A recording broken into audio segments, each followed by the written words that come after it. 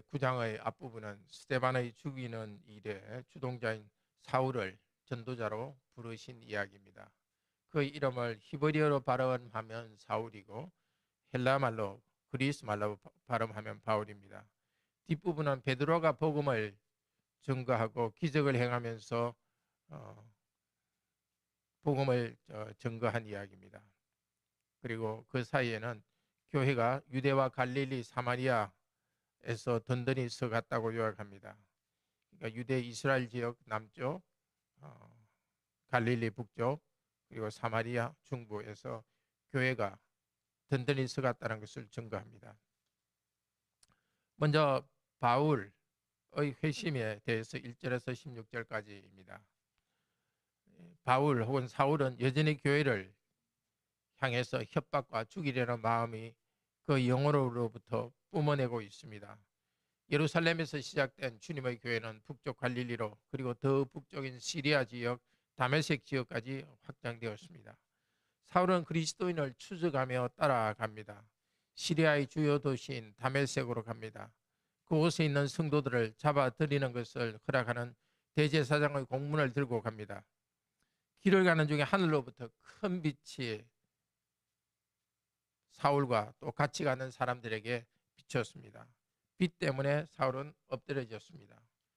그리고 소리가 납니다. 네가 어찌하여 나를 박해하느냐. 바울은 교회를 핍박했는데 예수 그리스도께서는 자신에 대한 핍박으로 그것을 받아들입니다. 우리가 땅에서 그리스도 때문에 핍박당할 때 예수님께서 함께 고난받으십니다. 고난당할 때 이것이 큰 위로가 되기를 바랍니다. 주님은 우리를 그냥 내버려 두지 않고 우리의 고난에 함께 하시는 분이십니다. 사울은 예수님을 만난 후 눈이 어두워졌습니다. 그 영적 상태를 보여줍니다. 지금까지 그리스도를 알지 못하고 핍박한 것은 사실상 맹인과 같습니다. 그의 눈이 어둡게 된 것은 하나님의 심판이기도 합니다. 그는 사람들에게 이끌려 다메섹 도시 안으로 들어갑니다. 한편 그 무렵 하나님께서 다메섹에 있는 제자 성도인 아나니아에게 주 예수께서 환상 중에 나타났습니다. 아나니아야, 사울이라 하는 사람이 지금 기도하고 있는 중이니까 그에게 찾아가라. 아나니아야, 내가 그에게 안수하는 환상을 사울이 보고 있다. 우리는 눈앞에 보이는 것밖에 보지 못합니다. 그러나 하나님께서는 그분의 작전과 계획을 가지고 일하십니다. 우리가 하는 것을 뛰어넘는 하나님의 계획과 섭리를 바라보고 평안을 얻으면서 살아가도록 합시다. 아나니아는 대답합니다. 주님, 사울은 교회를 핍박한 자로 악명이 높습니다. 주께서 말합니다. 바울은 내 이름을 이방인과 임금들과 이스라엘 자손에게 전하기 위하여 택한 나의 그릇이다.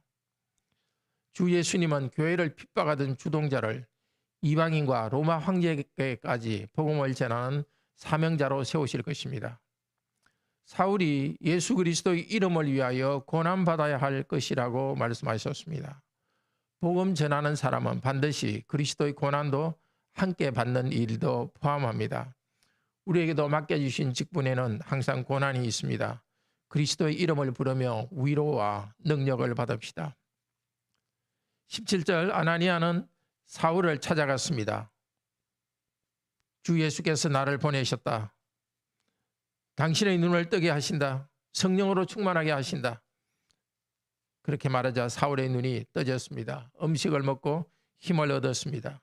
주님은 사울의 눈을 멀게도 하시고 다시 회복시키기도 합니다. 성령으로 충만케 하십니다. 사울이 강해진 것은 육체적인 것만이 아닙니다. 예수 그리스도를 만난 결과 영적으로 강건해진 것을 말합니다. 예수 그리스도께서는 지금도 계속 일하십니다. 죄와 고통에 눌린 우리의 눈을 뜨게 하십니다. 사명을 다하도록 새 힘을 공급해 주십니다. 오늘도 우리 주 예수님을 의지하여서 예수님의 이름을 부르면서 우리가 사명을 다하는 데 필요한 힘을 공급받도록 합시다. 이어서 사울의 복음 전파와 핍박받는 이야기가 계속됩니다. 사울은 즉시 다메섹 각 회당에서 선포하기 시작했습니다. 예수 그리스도께서 하나님의 아들이라는 것을 전파했습니다. 사람들은 사울의 행동에 놀랐습니다. 그렇지만 그의 진정성을 의심했습니다. 그럼에도 불구하고 사울은 더 힘을 얻어서 예수는 그리스도라고 증거했습니다. 사울은 강건해지고 힘을 얻었습니다. 성령께서 하신 이 일입니다. 성령께서 힘을 주신 사람은 강하고 담대합니다. 우리 성령께서는 지금도 우리에게 믿음과 함께 강하고 담대함을 주십니다.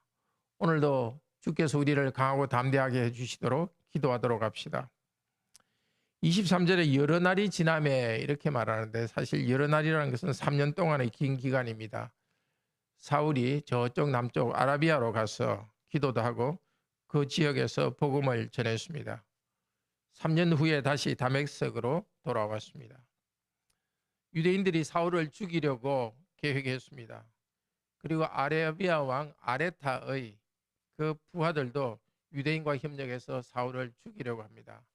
사울이 아라비아에서 복음을 전했던 것에 대한 보복으로서 이 아라비아 나라가 사울을 죽이려고 합니다. 사울이 그것을 알고서 또 다메섹 교인들이 알고서 사울을 광주리에 담아 성벽에서 달아내려 구해 주었습니다. 그리스도의 복음을 멸시하고 교회를 핍박하던 자가 이제 그리스도와 교회 때문에 정말 고난받고 있습니다. 궁색하게 그 바구니에 실려가지고 도망가는, 아주 세상적으로 보면 비굴하게 살아남는 그런 고난을 당합니다.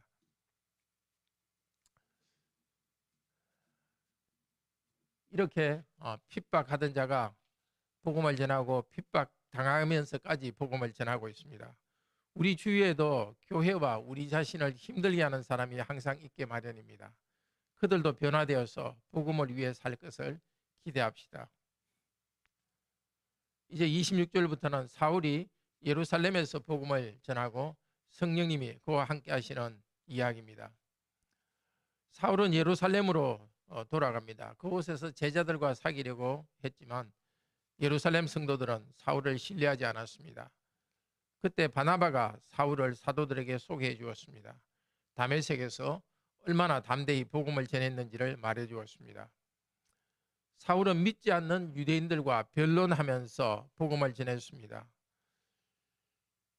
스데반이 유대인과 변론하면서 복음을 전했는데, 이제 스데반을 죽인 데 앞장섰던 사울이 계속해서 복음을 변론하는 일을 하고 있습니다.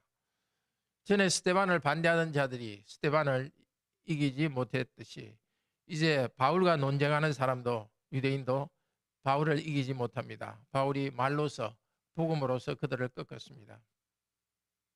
우리에게도 하나님께서 지혜와 담대함을 주시도록 기도합시다. 하나님의 뜻대로 살아가고 세상에 굴복하지 않도록 기도합시다. 복음 말씀을 담대히 전하고 그 말씀대로 담대히 살아가도록 은혜 주시기를 바랍니다. 31절은 예루살렘과 유대와 사마리아에서 교회가 성장한 것을 요약합니다. 교회는 주님 곧 예수 그리스도를 경외함과 성령의 위로로 든든히 세워져 갔습니다.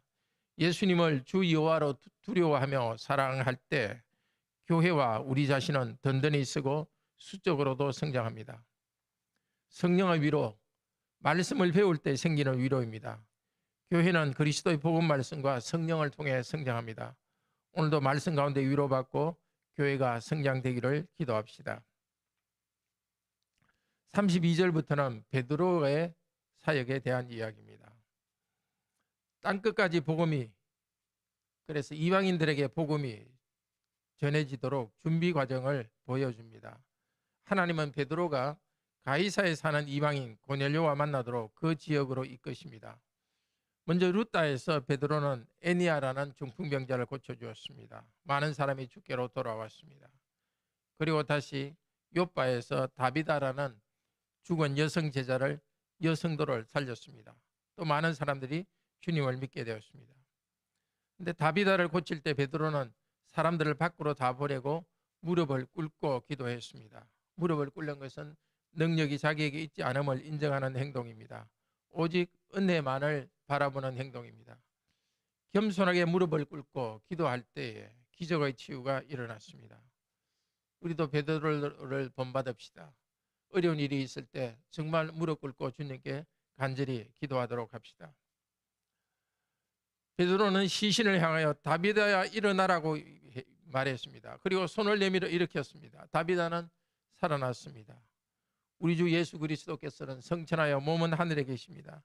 그렇지만 땅에서 그분의 이름으로 교회가 그분의 이름을 부르고 일을 할 때 성령님을 보내셔서 그분의 몸인 교회를 통해서 계속 일하십니다. 우리도 영적으로 죽은 시체와 같은 죽은 영혼들을 만납니다. 그 영혼을 살리기 위해 그리스도의 복음을 용기 있게 나눌 수 있도록 기도합시다.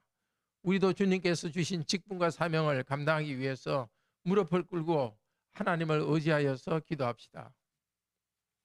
베드로는 루다와 욥바로 인도됩니다. 성령님은 가이사랴에 있는 로마 군인 고넬료에게 전도하기 위해 그곳으로 가까운 곳으로 베드로를 점점 인도하십니다. 형제자매 여러분, 우리 주 예수 그리스도께서는 약속하신 그리고 예고하신 그대로 다 이루었습니다. 교회는 예루살렘과 유대와 사마리아에서 경고하게 되었습니다. 가장 악하게 교회를 핍박하던 사울을 땅끝까지 복음을 전하기 위한 사도로 선택하셨습니다. 또 이방인 장교를 전도하는 일에 베드로를 사용하실 것입니다. 지금도 삼위 하나님은 교회를 보호하고 성장시키는 모든 일을 주관하십니다.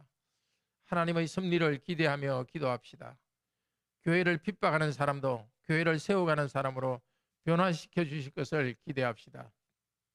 소망 가운데 인내하며 모든 사람을 대합시다. 모든 것을 주관하시는 하나님의 역사심을 기대합시다. 교회와 우리 성도들이 세워지는 것은 오직 성령님의 위로로 가능합니다. 교회의 지체로 성장하고 교회를 세우는 일은 하나님의 은혜로 감당할 수 있습니다. 겸손히 무릎을 꿇고 기도하며 교회를 세우는 이 사명을 감당합시다. 주님은 그때처럼 환상이나 병을 치료하는 일을 통해서 우리에게 나타나지는 않습니다. 그렇지만 여전히 영으로 우리 가운데 임재하며 일하십니다.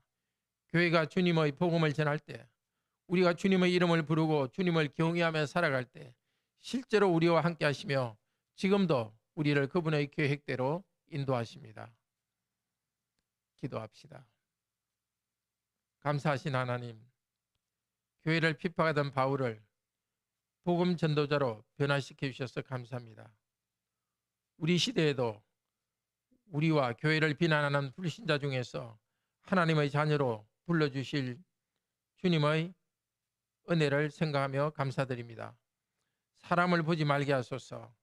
하나님을 믿고 바라면서 담대하게 누구에게나 복음을 나누게 하소서. 복음대로 살아가고 복음을 전하기 위해서는 반드시 고난이 있습니다. 이 고난 가운데 하나님을 의지하여서 새 힘을 얻고 고난 가운데서 주께 주신 사명을 다할 수 있도록 하소서. 고난 통해서 더욱 지혜롭게 복음을 나누게 하소서.